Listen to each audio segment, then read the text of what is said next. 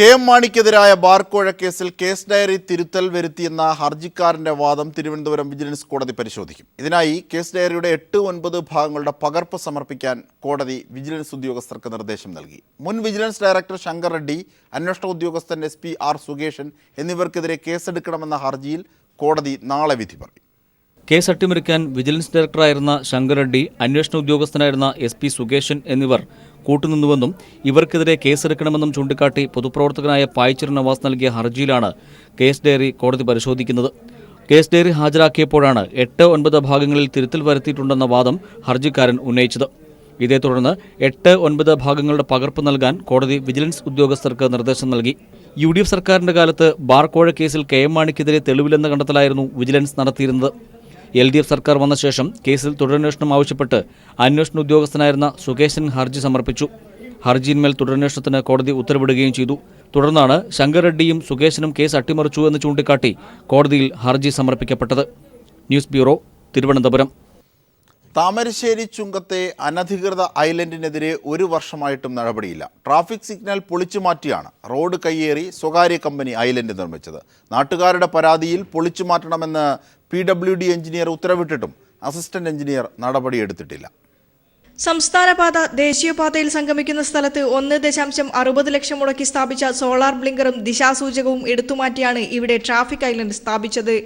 പൊതുമരാമത്ത് വകുപ്പ് റോഡിന്റെ മധ്യത്തിലായി ട്രാഫിക് ഐലൻഡ് നിർമ്മിക്കാനോ ട്രാഫിക് സിഗ്നൽ ലൈറ്റ് ഉൾപ്പെടെയുള്ളവ നീക്കം ചെയ്യാനോ ആർക്കും അനുമതി നൽകിയിട്ടില്ലെന്ന് പൊതുമരാമത്ത് വകുപ്പ് ചീഫ് എഞ്ചിനീയർ നൽകിയ വിവരാവകാശ രേഖയിൽ പറയുന്നു. നേരത്തെയുണ്ടായിരുന്ന സോളാർ ട്രാഫിക് സിഗ്നലും ദിശാസൂചകവും നീക്കം ചെയ്യുവാനോ പകരം പുതിയവ സ്ഥാപിക്കാനോ ആർക്കും അനുമതി നൽകിയിട്ടില്ലെന്ന് താമരശ്ശേരി ട്രാഫിക് SIയും വിവരാവകാശ പ്രകാരം നൽകിയ മറുപടിയിൽ പറയുന്നു. MLAയുടെ പ്രത്യേക വികസന ഫണ്ടിൽ നിന്നും തുക ചെലവഴിച്ചാണ് ഇവിടെ 2 ട്രാഫിക് സിഗ്നലുകൾ മുൻപ് സ്ഥാപിച്ചത്. ഇതിൽ ഒന്നാണ് സ്വകാര്യ സ്ഥാപനത്തിന്റെ പരസ്യം സ്ഥാപിക്കാനായി നീക്കം ചെയ്തത്. വിനോദസഞ്ചാര കേന്ദ്രങ്ങളായ തുഷാരഗിരിയും മുക്കവും ഒഴിവാക്കി എംസാൻഡ് നിർമ്മാണ യൂണിറ്റിലേക്കുള്ള ദൂരവും എംസാൻഡ് നിർമ്മാണ യൂണിറ്റിന്റെ പരസ്യവുമാണ് ട്രാഫിക് ഐലൻഡിൽ രേഖപ്പെടുത്തിയിരിക്കുന്നത്. പൊതുമരാമത്ത് എക്സിക്യൂട്ടീവ് എഞ്ചിനീയർ അനധികൃത നിർമ്മാണം പൊളിച്ചുമാറ്റാൻ നിർദ്ദേശം നൽകിയിട്ട് 1 വർഷം കഴിഞ്ഞു. എന്നാൽ പോലീസിന്റെ ആവശ്യപ്രകാരം ട്രാഫിക് ഐലൻഡ് നിലനിർത്തുകയാണെന്നാണ് PWD അസിസ്റ്റന്റ് എക്സിക്യൂട്ടീവ് എഞ്ചിനീയറുടെ വാദം. പക്ഷേ പോലീസിന്റെ ഭാഗത്തുനിന്നും ഇങ്ങനെയൊരു ആവശ്യം ഉന്നയിച്ചിട്ടില്ലെന്നാണ് താമരശ്ശേരി SIയുടെ വിവരാവകാശ മറുപടി. മാത്രവുമല്ല, ഐലൻഡ് ട്രാഫിക് നിയന്ത്രണത്തിന് ഉപയോഗമല്ലെന്നും പോലീസ് വിശദീകരിക്കുന്നു. നാട്ടുകാർ പ്രതിഷേധവുമായി രംഗത്തെത്തുകയും രേഖാമൂലം പരാതി നൽകുകയും ചെയ്തെങ്കിലും അനധികൃത നിർമ്മാണത്തിനെതിരെ ഉദ്യോഗസ്ഥർ യാതൊരുവിധ നടപടിയും ഇതുവരെയും സ്വീകരിച്ചിട്ടില്ല.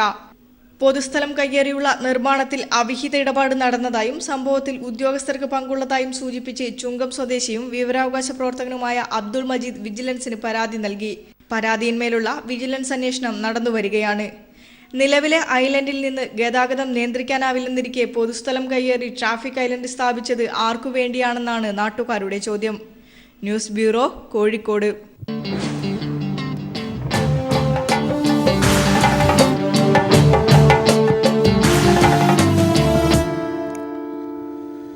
മുംബൈ നാവികസേന ആസ്ഥാനത്ത് അതീവ ജാഗ്രതാ നിർദ്ദേശം. ആയുധധാരികളെ കണ്ടെന്ന് സ്കൂൾ വിദ്യാർത്ഥികൾ അറിയിച്ചതനുസരിച്ചാണ് സുരക്ഷ ശക്തമാക്കിയത്. കറുത്ത വേഷത്തിൽ സംശയകരമായ സാഹചര്യത്തിൽ 4 പേരെ കണ്ടെന്ന വിവരത്തിന്റെ അടിസ്ഥാനത്തിൽ തെരച്ചിൽ പുരോഗമിക്കുകയാണ്. മറൈൻ കമാൻഡോസിനെ നാവികാസ്ഥാനത്ത് വിന്യസിച്ചു. രാവിലെ 11 മണിയോടെ തെക്കൻ മുംബൈയിലെ ഉറാൻ നാവികസേന ആസ്ഥാനത്തിന് സമീപം ആയുധധാരികളായ 4 പേരെ കണ്ടെന്നാണ് 2 സ്കൂൾ വിദ്യാർത്ഥികൾ അധ്യാപകരെ അറിയിച്ചത്. കറുത്ത ജുബ്ബ ധരിച്ച് മുഖം മറച്ച ആയുധധാരികളായ 4 പേർ മനസ്സിലാകാത്ത ഭാഷയിലാണ് സംസാരിച്ചതെന്നും വിദ്യാർത്ഥികൾ പറഞ്ഞു. ONGC, സ്കൂൾ എന്നീ 2 വാക്കുകളിലാണ് സംസാരത്തിൽ നിന്ന് മനസ്സിലായതെന്നും വിദ്യാർത്ഥികൾ വ്യക്തമാക്കി. പിന്നീട് വിദ്യാർത്ഥികൾ അധ്യാപകർ മുഖാന്തരം നാവിക ഉദ്യോഗസ്ഥരെ വിവരമറിയിച്ചു. ഇതോടെ നാവികസേന, തീവ്രവാദ വിരുദ്ധ സേന, മുംബൈ പോലീസ് എന്നിവരുടെ നേതൃത്വത്തിൽ സസൂക്ഷ്മം പരിശോധന നടന്നു. എന്നാൽ ഇതുവരെ ആരെയും കണ്ടെത്താനായില്ല. തിരച്ചിൽ ഇപ്പോഴും പുരോഗമിക്കുകയാണ്. കുട്ടികൾ പറഞ്ഞതനുസരിച്ചെങ്കിൽ INS അഭിമന്യു ബേസിന് സമീപമാണ് ആയുധധാരികളെ കണ്ടെത്തിയത്. ബാബ ആണവ നിരീക്ഷണ കേന്ദ്രം, ഓയിൽ നാച്ചുറൽ ഗ്യാസ് സ്റ്റേഷൻ എന്നിവയും ഇതിന് സമീപത്താണ്. അതിനാൽ അതീവ ജാഗ്രതാ നിർദ്ദേശമാണ് മുംബൈയിൽ പുറപ്പെടുവിച്ചിരിക്കുന്നത്. ഉറാൻ നാവിക ആസ്ഥാനത്തും ONGC, ബാബ ആറ്റോമിക് റിസർച്ച് കേന്ദ്രം എന്നിവിടങ്ങളിലും കമാൻഡോസിനെ വിന്യസിച്ചു. ഉറി സൈനിക കേന്ദ്രത്തിലെ ഭീകരാക്രമണത്തിന് പിന്നാലെ നാവികസേന ആസ്ഥാനത്തും ഭീഷണി ഉയർന്നതോടെ രാജ്യമെമ്പാടുമുള്ള സൈനിക കേന്ദ്രങ്ങളിൽ കനത്ത ജാഗ്രതാ നിർദ്ദേശം പുറപ്പെടുവിച്ചു. News bureau, Delhi.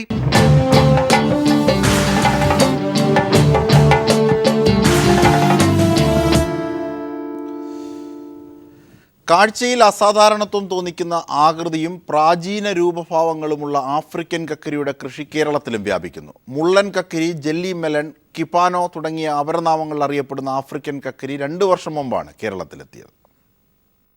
ആഫ്രിക്കൻ ഭൂഖണ്ഡത്തിലെ തെക്കൻ മേഖലാ രാജ്യങ്ങളിലെ വരണ്ട കാലാവസ്ഥയിൽ വളരുന്ന വെള്ളരിവർഗ വിളയാണ് മുള്ളൻ കക്കിരി. കണ്ണൂർ, കാസർഗോഡ്, വയനാട്, കോഴിക്കോട് ജില്ലകളിലെല്ലാം ആഫ്രിക്കൻ കക്കിരി കൃഷി ചെയ്യുന്നുണ്ട്. അത്യന്തം പോഷക സമ്പന്നമാണ് ഈ വിള. മുള്ളുകളുള്ള പുറംതൊലിക്ക് ഉള്ളിലുള്ള ജെല്ലി പോലുള്ള ഭാഗവും വിത്തുകളും ഒരുപോലെ ഔഷധ ഗുണമുള്ളതും പോഷക സമ്പന്നവുമാണ്. ഫ്രൂട്ട് സലാഡ്, ജ്യൂസ്, ഐസ്ക്രീം എന്നിവയുണ്ടാക്കാനും മുള്ളൻ കക്കിരി ഉപയോഗിക്കാം. അലങ്കാരത്തിനു വേണ്ടി കൃഷി ചെയ്തിരുന്ന വിളയെ 1930 മുതൽ നടത്തിയ ഗവേഷണത്തിലൂടെ ന്യൂസ്റ്റൺ വാണിജ്യ വിളയാക്കി മാറ്റി. ഗൾഫ്, യൂറോപ്യൻ രാജ്യങ്ങളാണ് മുള്ളൻ കക്കിരിയുടെ കയറ്റുമതി വിപണി. ചൂടുള്ള കാലാവസ്ഥയാണ് മുള്ളൻ കക്കിരിയുടെ വളർച്ചയ്ക്ക് ഉത്തമം. കേരളത്തിൽ ആണ്ട് മുഴുവൻ കൃഷി ചെയ്യാം. നല്ല നീർവാഴ്ചയുള്ളതും ഈർപ്പം നിലനിൽക്കുന്നതുമായ വളക്കൂറുള്ള ഏതു മണ്ണിലും മുള്ളൻ കക്കിരി നന്നായി വളരും. വെള്ളരിവർഗ വിളകളുടേതുപോലെയാണ് കൃഷിരീതി.